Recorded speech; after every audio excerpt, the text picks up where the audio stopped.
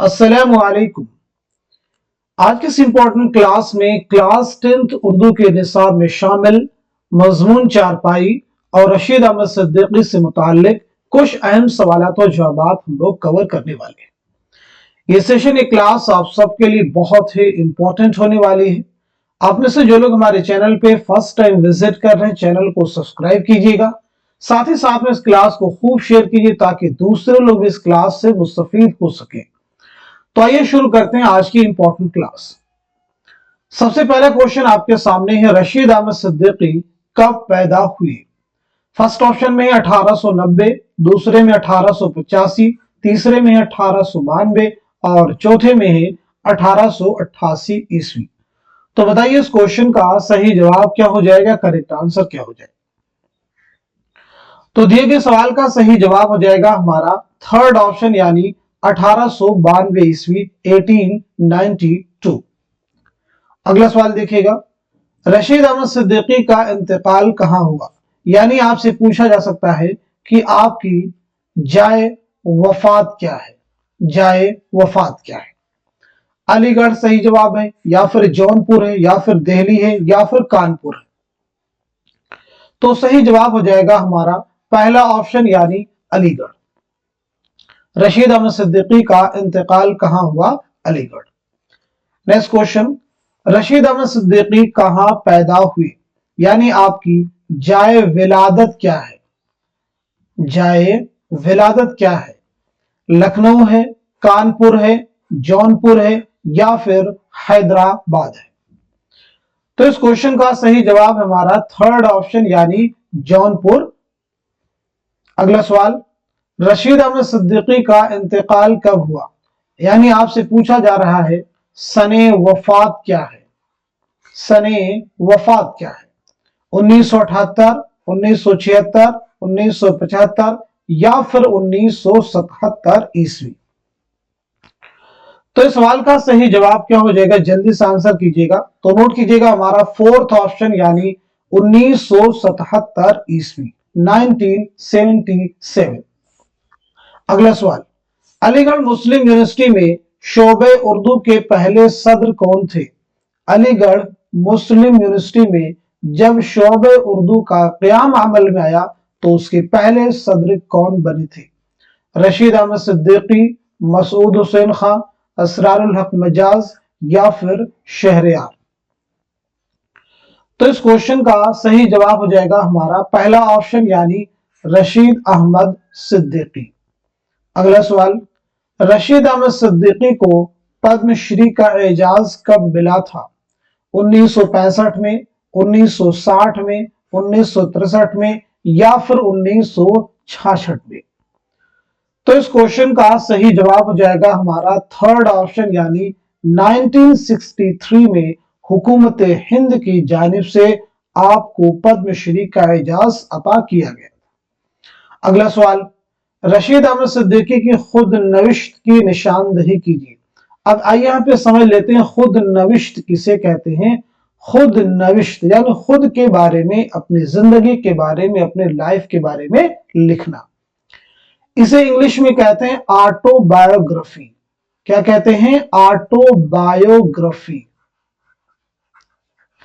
अब यहां पे समझिएगा, ऑटो की मीनिंग क्या होती है? सेल्फ। बायो आप लोग पढ़ते हैं जैसे बायोलॉजी यानी लाइफ के बारे में पढ़ना, ठीक है, लाइफ के बारे में स्टडी करना। तो बायो मीन्स क्या हो जाएगा? लाइफ। और ग्राफ की मीनिंग क्या हो जाएगी? राइट। समझ लीजिए, फिर कभी आप भूलेंगे नहीं। सेल्फ का मतलब मैंने क्या बताया? खुद, यानी खुद की जिंदगी के बारे में लिखना, ये क्या कहलाता है? ऑटोबायोग्राफी या फिर खुद नविश्त। हिंदी में इसे कहते हैं आत्मकथा।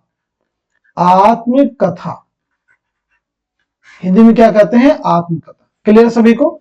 चलिए, रशीद अहमद सिद्दीकी खुद नविश्त ख्वाब बाकी हैं, उरूद मसऊद है, या फिर आशुफ्ता बयानी मेरी है, या फिर इसाबात खराबे में? तो सही जवाब हमारा थर्ड ऑप्शन यानी आशुफ्ता बयानी मेरी। ख्वाब बाकी है, ये किसकी खुद नविश्त है? तो इसे भी आप नोट कर सकते हैं, आल अहमद सुरूर। वुरूद मसऊद, मसऊद हुसैन खान, मसऊद हुसैन खान। इसाबात खराबे में अख्तरुल ईमान, کس کی خود نوشت ہے؟ اخترُ الایمان کی۔ آئیے دیکھتے ہیں نیکسٹ کوشچن، رشید احمد صدیقی کے خاکوں کے مجموعے کی نشاندہی کیجیے، مضامین رشید، خنداں، جدید غزل یا پھر ہم نفسان رفتہ۔ تو صحیح جواب ہے ہمارا فورتھ آپشن یعنی ہم نفسان رفتہ۔ اگلا سوال دیکھیے گا، گنج ہائے گرامایا کس کے خاکوں کا مجموعہ ہے؟ مولوی عبدالحق، رشید احمد صدیقی، فرحت اللہ بیگ یا پھر خواجہ حسن نظامی۔ تو اس سوال کا صحیح جواب کیا ہو جائے گا؟ آئیے نوٹ کر لیتے ہیں، ہمارا سیکنڈ آپشن یعنی رشید احمد صدیقی۔ چلیے اگلا سوال دیکھیے گا، درج ذیل اقتباس کی ماں سیاق و سباق تشریح کیجیے۔ آپ کے ایگزام میں سیاق و سباق کی روشنی میں تشریح کرنے کے لیے کوئی نہ کوئی اقتباس آپ کو ملے گا، کیسے کرنا ہوگا وہ ذرا ہم سمجھ لیتے ہیں۔ مثال کے طور پر آپ کے سامنے ایک اقتباس دیا گیا ہے اور اس کی تشریح سیاق و سباق کی روشنی میں کیسے آپ کریں گے وہ ہم یہاں پہ سمجھنے والے ہیں۔ اقتباس کو پہلے کیا کرنا ہے؟ کمپلیٹ ریڈ کرنا ہے اور گیس کرنا ہے کہ وہ اقتباس کہاں سے لیا گیا، یعنی کس مضمون سے ماخوذ ہے، کس مضمون سے لیا گیا۔ پہلے یہ چیز آپ کلیئر کرنی ہے آپ کو، کیونکہ اسی اگر یہ کلیئرٹی آ جاتی ہے تو جو آپ سیاق و سباق لکھیں گے اس میں یہ آپ کو مینشن کرنا ہوتا ہے، بتلانا ہوتا ہے کہ یہ مضمون، یہ اقتباس کس مضمون سے لیا ہے، کہاں سے ماخوذ ہے۔ چارپائی کی مثال ریاست کے ملازم سے دے سکتے ہیں، یہ ہر کام کے لیے ناموزوں ہوتا ہے، اس لیے ہر کام پر لگا دیا جاتا ہے۔ ایک ریاست میں کوئی صاحب ولایت پاس ہو کر آئے، ریاست میں کوئی آسامی نہ تھی جو ان کو دی جا سکتی، آدمی سوچ بوجھ کے تھے، راجہ صاحب کے کانوں تک یہ بات پہنچا دی کہ جگہ نہ ملی تو وہ لاٹ صاحب سے طے کر کے آئے، راجہ صاحب کی جگہ پر اتفاق کریں گے۔ اقتباس کو جیسے آپ نے ریڈ کیا آپ کے ذہن میں آ رہا کہ چارپائی، تو چارپائی نام کا ایک مضمون ہے اور وہ کس کا مضمون ہے یہ بھی آپ کو یاد رکھنا ہوگا۔ تو چارپائی جو مضمون ہے وہ کس کا ہے؟ آپ نے پڑھ رکھا ہے رشید احمد صدیقی کا۔ اب چلیے اس کا سیاق و سباق کیسے لکھیں گے اور تشریح کریں گے۔ تشریح کرنے کا میں طریقہ آپ کو بتا دیتا ہوں۔ پہلی چیز تو آپ کو یہ کرنے کی اس اقتباس کو ریڈ کیجیے، آپ کے ذہن میں جو بھی چیزیں سمجھ میں آتی ہیں اپنی زبان میں اپنے لفظوں میں آپ لکھ سکتے ہیں، لیکن اگر یہ چیز آپ کے لیے مشکل ہو رہی ہے تو آپ کو سمپل کیا کرنا ہے کہ جو اقتباس آپ کو دیا گیا ہے ان میں جو مشکل الفاظ ہیں ان کو آسان لفظوں میں تبدیل کر دیجیے، آسان لفظوں میں بدل دیجیے اور تشریح آپ لکھ سکتے ہیں اس طرح سے بھی۔